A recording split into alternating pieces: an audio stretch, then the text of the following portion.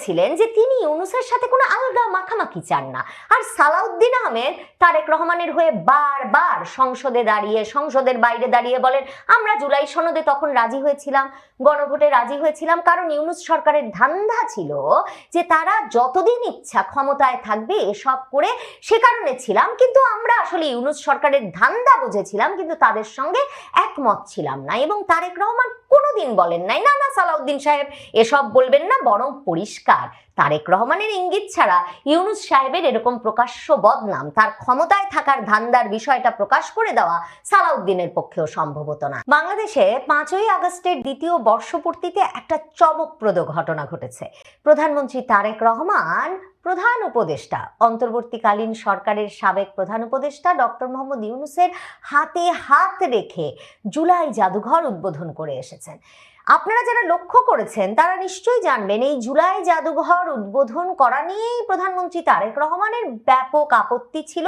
কারণ এই যে সব কৃতিত্ব তরুণদের দখলে নিয়ে নেওয়া এবং অন্তর্বর্তীকালীন সরকারি সেই বিপ্লবের প্রধান প্রতিভূ এসব প্রমাণ করতে এই যে এইসব জাদুঘর টাদুঘর করে ফেলা, এগুলো নিয়ে বিএনপি তারেক রহমান মহা বিরক্ত ছিল।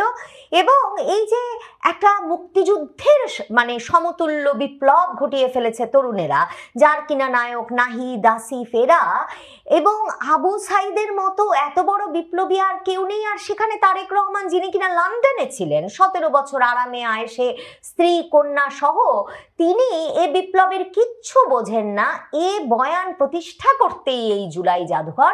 এবং বিএনপিকে সেখানে কিছু মাত্র কৃতিত্ব দেওয়া হয় নাই অন্তর্বর্তীকালীন সরকারের প্রধান উপদেষ্টা ইউনূসের ষড়যন্ত্রে, এবং তার সাঙ্গপাঙ্গরা মানে এসব মোস্তফা সরোয়ার ফারুকিরা মিলে সেই বয়ানটাকে আরো প্রতিষ্ঠা করতেই বেগম খালেদা জিয়া, তারেক রহমান, বিএনপির নেতা কর্মীদের এই যে দীর্ঘ 17 বছরের সংগ্রাম, কারাবাস, এসবের সব কিছু এই জুলাই জাদুঘরে তুলে ধরতে ব্যর্থ হয়েছে কিংবা ইচ্ছা করে এড়িয়ে গেছে।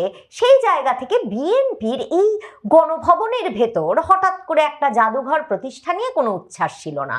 এবং নাহিদ ইসলামদের বারবার আলটিমেটাম দেওয়া, মানে জাতীয় নাগরিক পার্টি বারবার বলছিল এত তারিখের মধ্যে না করলে সরকার পতনের আন্দোলন, অত তারিখের মধ্যে না করলে সরকার পতনের আন্দোলন। এই অবস্থায় অবশেষে 5ই আগস্ট এসে তারেক রহমান এই জাদুঘরটি উদ্বোধনটুকু অন্তত করবেন, সেই ঘোষণা সংস্কৃতি মন্ত্রী নিতাই রায় চৌধুরীর কাছ থেকে এসেছিল। অথচ মানে যেদিন ঘটনাটি ঘটলো 5ই আগস্ট, সেদিন তারেক রহমানের আশপাশে সেই জুলাই আগস্টের তরুণ বীরদের কাউকে দেখা গেল না, কাউকে সরকার দাওয়াত করে নাই, না নাহিদ ইসলাম, না আসিফ মাহমুদ সজীব ভুইয়া, না মানে ডক্টর ইউনূসের মাস্টার মাইন্ড মাহফুজ আলম, মানে কেউ না কেউ না কেউ না। এমনকি বিরোধী দলীয় নেতা জামায়াতে ইসলামীর আমির ডাক্তার শফিকুর রহমানও দাওয়াত পেলেন না।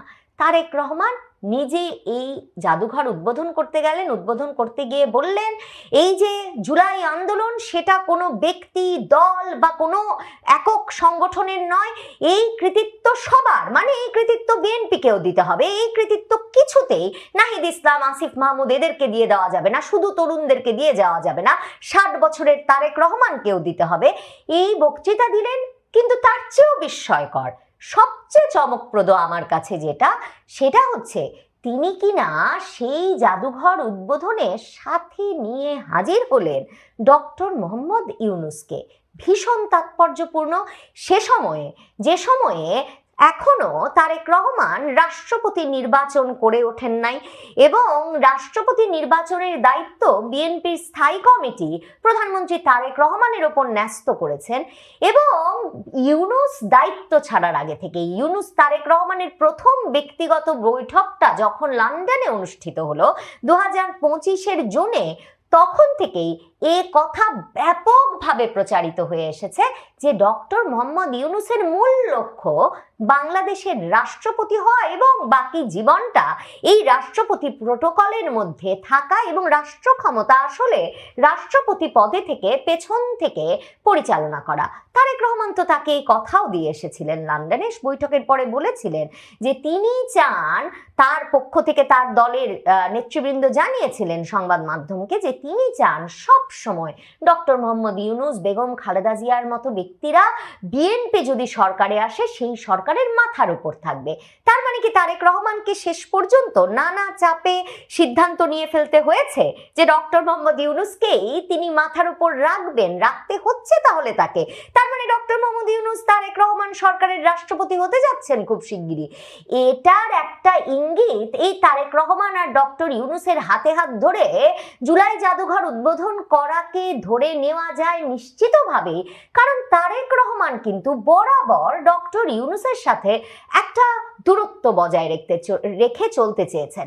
মানে ডক্টর ইউনূস দায়িত্ব নেওয়ার পর থেকেই তারেক রহমান, মির্জা ফখরুল ইসলাম আলমগীর, সালাউদ্দিন আহমেদরা তো বলেছেন নানা সময়ে, তাদের কোনো ধারণাই ছিল না যে এই ছাত্ররা বা সেনাপ্রধান ওয়াকারুজ্জামান শেষ পর্যন্ত ডক্টর মোহাম্মদ ইউনূসকে এনে একটা সুশীল সমাজের সরকার গঠন করাবে, যে সরকার কিনা আবার কিছুতেই নির্বাচনটা কবে দেবে সেটা খোলাসা করে বলবে না এবং যতদিন ইচ্ছায় ক্ষমতায় থাকার একটা খায়েশ প্রকাশ করবে, সংস্কার, বিচার, এরকম নানা অজুহাতে।